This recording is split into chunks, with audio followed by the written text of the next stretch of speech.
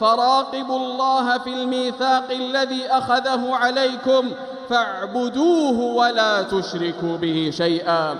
فالشرك بالله هو أعظم الذنوب والموبقات، ومن أكثر ما يهلك الحرث والنبات ويمحق الخير والبركات. واحذروا من المعاصي والمحرمات، فإنها سبب لزوال النعم وحلول البلايا والنقم. وإياكم ومحقرات الذنوب والاستهانة بنظر علام الغيوب.